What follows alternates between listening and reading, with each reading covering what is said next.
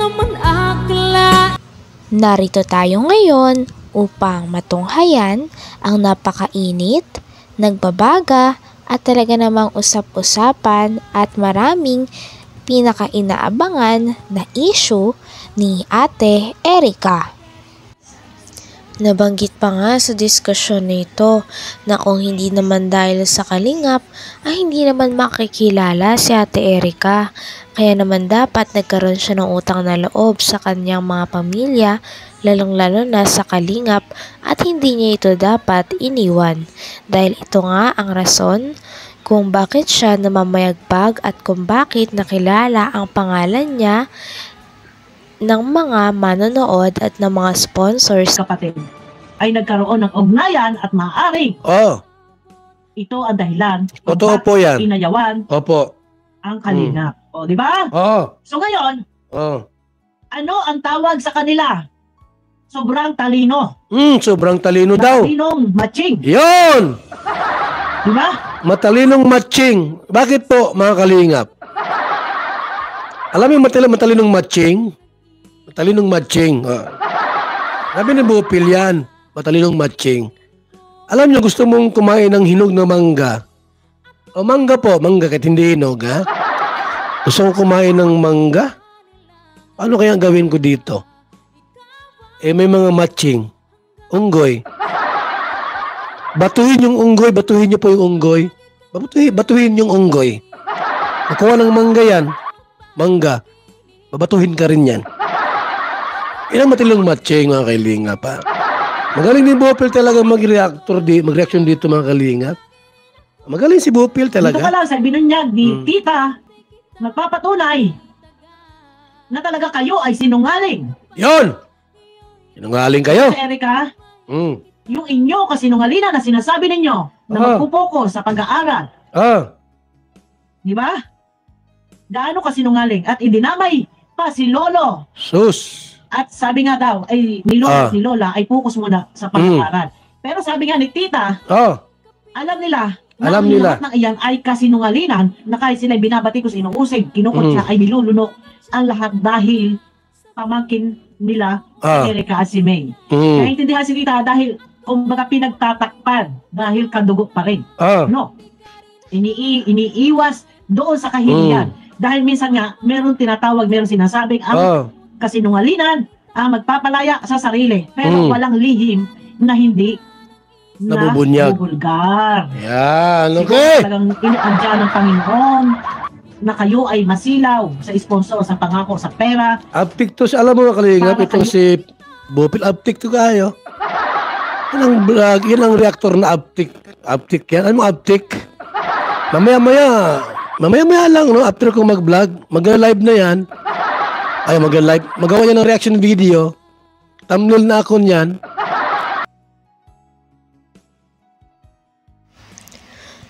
Sa pagpapatuloy ay talagang isinasadula pa ni Kalingap Val Santos Matubang ang possible na usapan nila Sir Jun A, Ate Erica, Ate Sheila May at ng tita nila Ate Erica na nagagalit kila Ate Erica at sa kanyang kapatid na si Sheila May.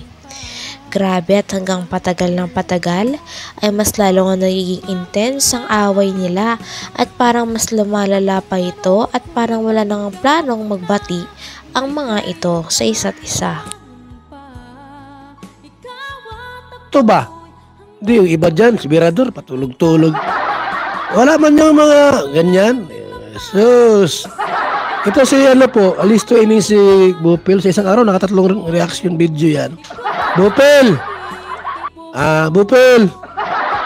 Magpa-coke ka naman. Magpa-coke ka naman. Uptick man ka. Mamaya, ikaw na yung reaction video. Mga hapon yan. Tapos madaling araw, mayroon na naman yan.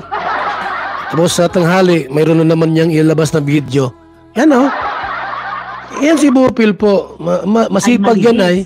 Sa kalingap dahil ang motibo ninyo, ang layunin ninyo ay hindi makatao, nasisilaw kayo sa pera. Sa mga material na bagay. Di ba? Salamat naman. at talagang nakaiwas o kayo mismo ang gumawa na kasinungalingan, nilinlang ninyo ang kalingap, nilinlang nyo ang mga tao sa mga pagpapanggap ninyo kung ano-ano, okay na rin yan. Dahil kayo mismo ang nagdadala ng kahihiyan at hindi ang kalingap. Kaya walang pwedeng isumbat sa kalingap. Kahit kayo ay na-vlog, kung hindi man kayo napabahayan, problema nyo yan dahil kayo ang umayaw. Dahil kayo sa matatamis sa salita or sa pera ng sponsor. Diba? Ngayon, nababas ang pamilya niya, kaya naman si Tita ay binulgar at marami pa lang po yan na iba. Totoo yan. Ay, Rio, shout out. Maraming salamat kay Rio. Hello muna sa lahat. Hello kay Ray, kay May, also kay Enday Ziba, Rio, Beauty Sadolfo, shout out. And Regan's TV, Walastik, Yaput Vlog, Trey Martin, Enday PB, shout out. Donato Franco Jr., magandang morning. Jennifer Itaw and P. Martin. Sa lahat po ng ating mga viewers, mga kaibigan, alam niyo po bilang isang kalingap leaders, mga kaibigan, ilahad tayong mga hindi karapat-dapat, yung mga hudas. Hindi ko pwedeng pabayaan, mga kalingap, mga kaibigan, yung mga bagay na ito. Kasi tayo po ang namumuno sa buong team ng Nasabi nga dito ni Kalingap Val na dapat talaga ay napag-uusapan ng mabuti ang mga issue na ganito sapagkat kapag hindi kagad ito na-settle ay may posibilidad daw na gayahin pa ito ng iba katulad na lamang ng nangyari kay Ate Erica. Posible daw kasi na gayahin pa ito ng ibang Kalingap Angel kapag hindi naman nila nalinaw ang tunay na dahilan at hindi pa nasa-settle o naayos ang away. Ating ibulgar at isawata. Hindi ako ang may gawa, ha? Yung mga naglabas ng mga video. Ipipli ko lang po sa ating live ang mga video po nila. At mula doon sa live nila, mga kalingap, ilalahad natin yung buong katotohanan. Dahil kung hindi natin yan isasawata, parang apoy, kakalat yan. At gagayahin po ng mas maraming mga beneficiaries at mga Kalingap Angels. Gagayahin nila. Halimbawa, pinabayaan mo si Erica. Ay baka yung iba dyan, gagayahin nila. Magpawakwak din sila. Direktang makipag-ugnayan sa sponsor. Bawal po yan. Bawal na bawal po yan. Sa guidelines, rules ng Kalingap. Bakit po? Sapagkat kung hindi dahil sa Kalingap, hindi ka makikilala. Ngayon, mag-bypass ka. Tulad niyan, ining kay Reyna. Anong ginawa ni Vincent Calyada? Bypassing. Binaypass si Supermac na siyang scouter. Aba yung sabi daw po, yung kwarto sa kanya dumadaan. Yan po ay hindi yan tinatangkilik. Hindi yan tinatangkilik.